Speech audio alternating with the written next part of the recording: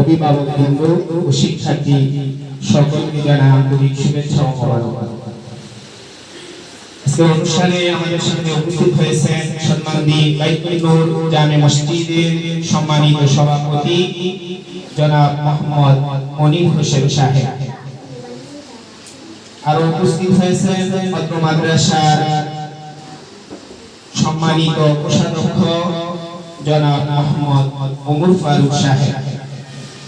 আরো উপস্থিত হয়েছেন অত্র এলাকার মুরব্বী বীর মুক্তিযোদ্ধা মোহাম্মদ গোলাম মুস্তাফা।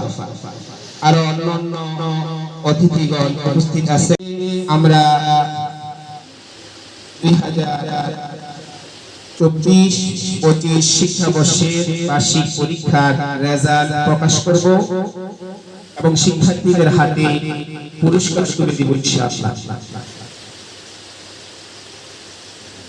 আমরা সকলেই জানি যে আমাদের এই মাদ্রাসা 2010 সাল থেকে ধারাবাহিকভাবে চলে আসছে তাদের শিক্ষা কার্যক্রম। তারই ধারাবাহিকতায় 2024-25 শিক্ষার্থীরা যে পরীক্ষা দিয়েছে তার রেজাল্ট আজকে প্রকাশিত হবে ইনশাআল্লাহ।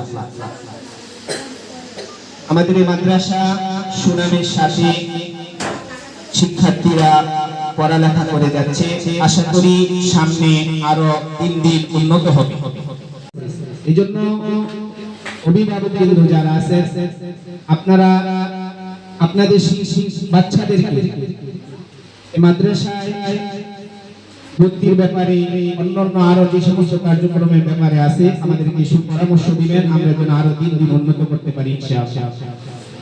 এ পর্যায়ে আমাদের সামনে আমাদের সম্মানিত অতিথিদের মধ্য থেকে কিছু গুরুত্বপূর্ণ কথা বলবেন